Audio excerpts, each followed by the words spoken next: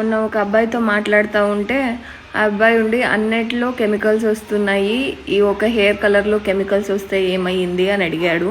తినే వాటిల్లోనే వస్తున్నాయి, ఇంకా జుట్టుకేసుకునే వాటిల్లో రావా అన్నారు.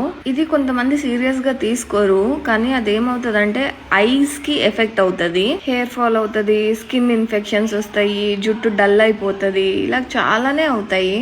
హెన్నా ఇండిగో వేసుకోవడం వలన కొన్ని మంత్స్ లోపల ఉన్న వైట్ హెయిర్ కూడా బ్లాక్ గా స్లోగా కన్వర్ట్ అవుతుంది.